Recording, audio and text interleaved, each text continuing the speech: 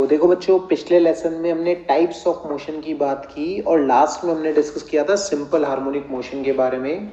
और simple harmonic motion में हमने देखा था कि एक स्पेशल टाइप का ये एक ऑसिलेटरी मोशन है जिसमें पार्टिकल की जो फोर्स इक्वेशन होती है वो होती है F इक्वल्स टू माइनस के एक्स, जहाँ पे x जो है वो पार्टिकल का डिस्प्लेसमेंट होता है मीन पोजीशन से।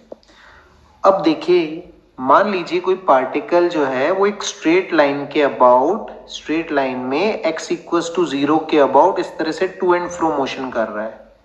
तो पार्टिकल मीन पोजीशन के इधर जाएगा, फिर पीछे आएगा, फिर ऐसे जाएगा, इस तरह से टू एंड फ्रो इस पॉइंट के अबाउट ये मूव करता रहेगा।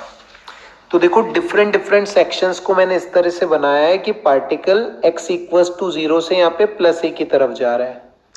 अच्छा, एक बात नोट करने वाली ये है कि जैसे जैसे पार्टिकल मीन पोजीशन से प्लस a की तरफ जाएगा, पार्टिकल पे लगने वाला जो फोर्स है F इक्वल्स टू माइनस के एक्स, वो क्या होएगा? बढ़ेगा, क्योंकि x की वैल्यू बढ़ती जा रही है तो फोर्स भी बढ़ेगा। और अगर फोर्स बढ़ेगा तो एक्सेलरेशन भी क्या होएगा? बढ़ेगा। तो अगर आप देखेंगे जब पार्टिकल x इक्वल्स टू 0 से प्लस 1 की ओर जा रहा है तो एक्सेलरेशन बढ़ रहा है। एक्सेलरेशन क्यों बढ़ रहा है? क्योंकि फोर्स बढ़ रहा है। पार्टिकल पे लगने वाला फोर्स क्या हो रहा है? बढ़ रहा है। लेकिन ये जो फोर्स है वो मीन पोजीशन की तरफ लग रहा है, जिस कारण से पार्टिकल की स्पीड क्या होती जाएगी? कम होती जाएगी। तो जैसे जैसे पार्टिकल x इक्वल्स टू 0 से प्लस a की तरफ जाएगा, पार्टिकल का एक्सेलरेशन बढ़ेगा, लेकिन पार्टिकल की स्पीड क्या होगी? कम होगी। और ये जो एक्सट्रीम पॉइंट है प्लस है, यहाँ पे पार्टिकल की वेलोसिटी कितनी हो जाएगी? 0 हो जाएगी। फिर देखिए पार्टिकल घूम के मीन पोजीशन की तरफ आएगा।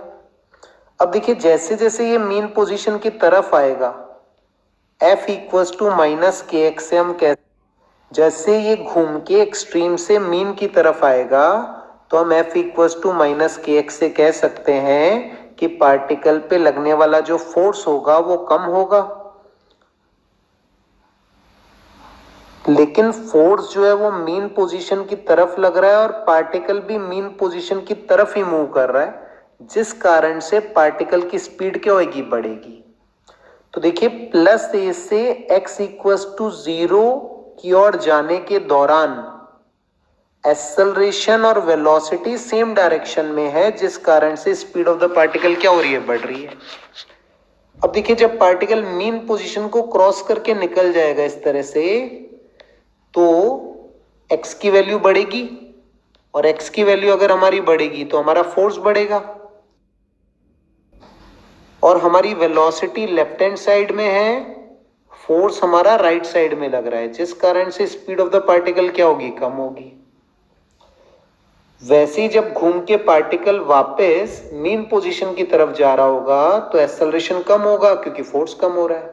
लेकिन मीन पोजीशन की तरफ जाते वक्त एक्सेलरेशन और वेलोसिटी सेम डायरेक्शन में है, जिस कारण से स्पीड क्या हो रही है? बढ़ रही है। तो एक बात नोट कीजिएगा, पार्टिकल की वेलोसिटी मैक्सिमम कब होगी? जब ये मीन पोजीशन को क्रॉस करेगा।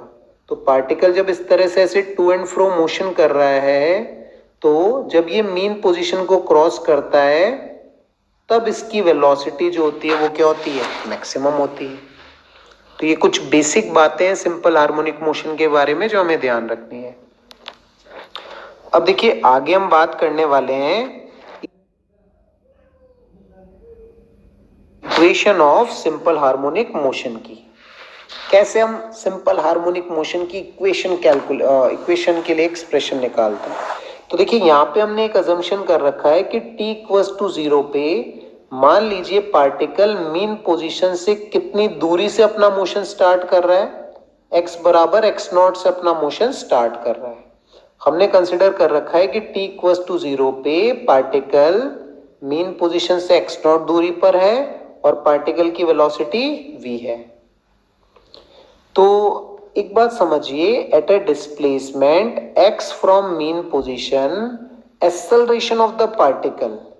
तो पार्टिकल का एक्सेलरेशन देखिए कैसे लिखा जा सकता है? फोर्स है हमारा माइनस के एक्स अपॉन मास m। तो मीन पोजीशन से x डिस्प्लेसमेंट पे पार्टिकल का एक्सेलरेशन हमने लिख दिया। अब एक बात समझिए, हमें किसके बीच में रिलेशन लेके आना है? बेसिकली पार्टिकल की पोजीशन और टाइम के बीच में रिलेशन लेके आना है कि जैसे जैसे पार्टिकल मीन पोजीशन से दूर जा रहा है तो पार्टिकल की पोजीशन टाइम के साथ कैसे वेरी कर रही है, ये रिलेशन हमें कैलकुलेट करना है। तो देखिए, मीन पोजीशन से किसी डिस्प्लेसमेंट एक्स पे पार्टिकल का एक्सेलरेशन हम ये लिख सकते हैं, फोर्स अपॉन मास, फोर्स होता है हमारा माइनस के एक्स अपॉन एम। अब देखिए, मैंने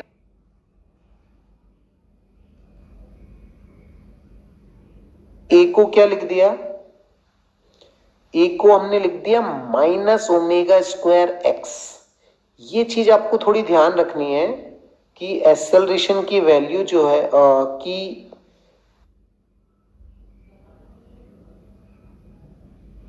के बाय एम की वैल्यू किसके बराबर होती है?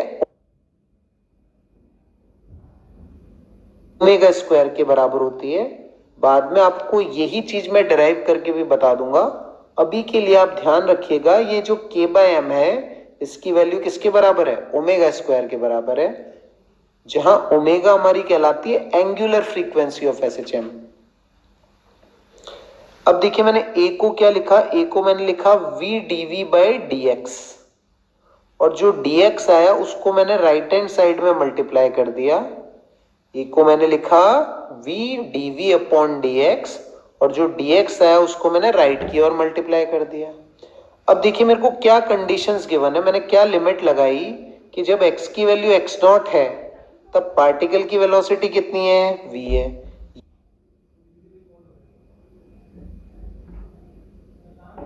यही हमारी इनिशियल कंडीशन है कि जब x बराबर x नॉट होगा तो पार्टिकल की वेलोसिटी v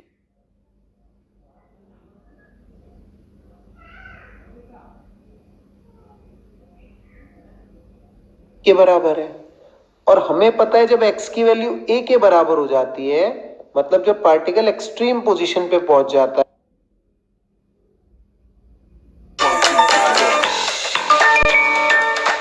है तो पार्टिकल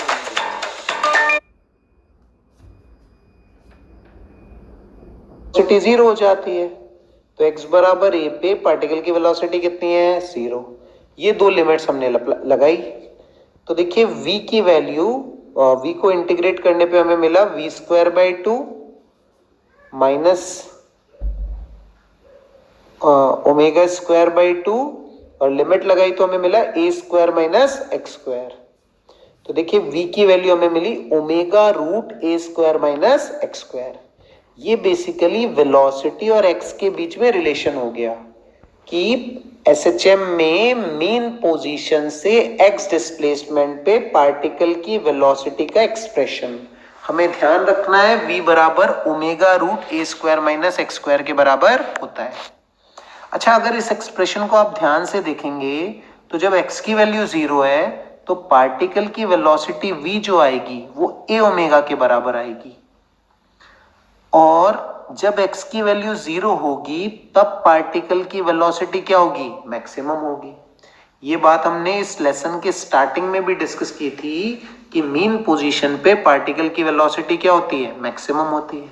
और अगर x की वैल्यू प्लस माइनस a के बराबर है, मतलब अगर पार्टिकल अपनी एक्सट्रीम पोजीशन पर है तो पार्टिकल की वेलोसिटी किसके बराबर होगी? जीरो के बराबर होगी, क्योंकि एक्सट्रीम पोजीशन पे वैसे भी डायरेक्शन ऑफ मोशन क्या होता है? चेंज होता है। एक्सट्रीम पोजीशन पे डायरेक्शन ऑफ मोशन क्या होता है? चेंज होता है, जिस कारण से एक्सट्रीम पोजीशन पे पार्टिकल की वेलोसिटी कितनी होती है? जीरो होती है। अब देखिए, हमें v और x के बीच में रिलेशन पता है। अब हमें क्या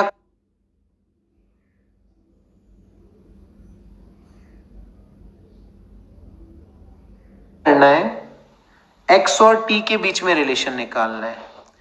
तो देखिए, मैंने क्या किया, v को मैंने लिख दिया dx बाई dt, और ये वाली जो टर्म है root a square minus x square, इसको मैं dx के नीचे लेके आया और ये dt मैंने राइट हैंड साइड में भेज दिया। अब देखिए, एक चीज आपको थोड़ी याद रखनी पड़ेगी यहाँ पे कि अगर मेरे को इस तरह से दे रखा है dx upon root x square minus a square, या a square minus x square, इस तरह लिख देता हूं मैं, integration of d x upon root a square minus x square. तो इसका जो इंटीग्रेशन होता है ये आपको ध्यान रखना है अभी, ये होता है हमारे पास sine inverse x by a. ये एक्सप्रेशन आपको ध्यान रखना पड़ेगा कि dx upon root a square minus x square का इंटीग्रेशन होता है साइन इनवर्स एक्स बाय ए। अब अगर आप ध्यान से देखेंगे तो देखिए dx upon root a square minus x square का इंटीग्रेशन मैंने लिख दिया साइन इनवर्स एक्स बाय ए। और देखिए लिमिट हमने कैसे अप्लाई कर रखी है, t इक्वल्स टू 0 पे x की वैल्यू x नॉट है और t टाइम पे हमने मान ली x। तो देखिए प्रॉपर लिमिट मैंने अप्लाई करी तो हमारे पास आया sine inverse x by a minus sine inverse x naught by a बराबर हो गया ओमेगा टी। इस sine inverse x naught by a को मैं राइट हैंड साइड में ले गया, इधर बचा मेरे पास sine inverse x by a बराबर omega T plus sine inverse x naught by a. इस साइन इनवर्स को मैं उधर ले गया तो देखिए क्या आया ये, और ए को भी इधर मल्टीप्लाई कर दिया तो इक्वेशन बनी x बराबर a sine omega T plus sine inverse x naught by a.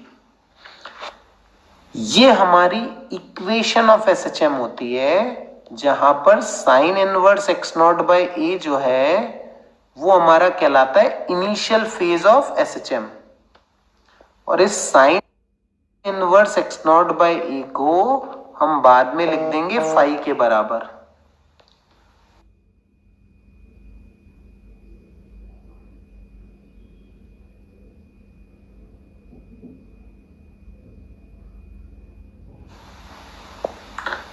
है ना, तो साइन इनवर्स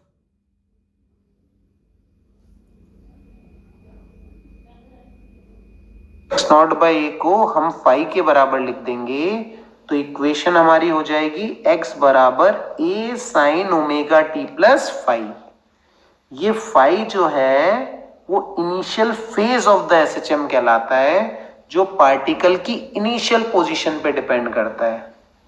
तो sine inverse x naught by a को हमने क्या लिख दिया, फाई लिख दिया। तो x का t के साथ जो वेरिएशन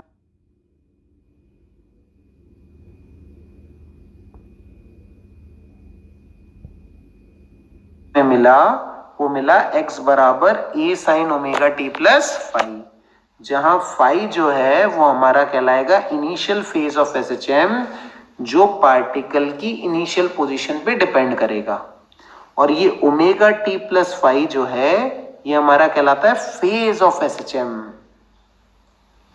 अच्छा, अगर t इक्वल्स टू 0 पे x नॉट की वैल्यू 0 मतलब पार्टिकल अपना मोशन मीन पोजीशन से स्टार्ट करे तो ये फाई की वैल्यू कितनी हो जाएगी, 0 हो जाएगी।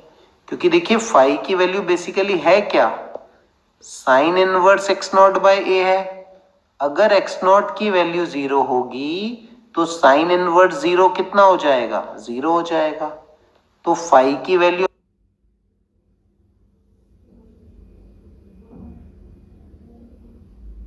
हमारी किसके बराबर हो जाएगी, 0 के बराबर हो जाएगी। तो इक्वेशन ऑफ एसएचएम हो जाएगी a साइन ओमेगा टी। तो आपको ध्यान रखना है x बराबर a साइन ओमेगा टी उस पार्टिकल की इक्वेशन होती है जो अपना एसएचएम कहां से स्टार्ट करता है, मीन पोजीशन से स्टार्ट करता है। आपको ध्यान रखना है कि फाई की वैल्यू किसके बराबर है, sine inverse x naught by a के बराबर है। हमने कहा अगर t बराबर 0 पे x नॉट 0 होगा तो हमारे फाई की वैल्यू भी कितनी हो जाएगी, 0 हो जाएगी। तो जो जनरल इक्वेशन थी हमारी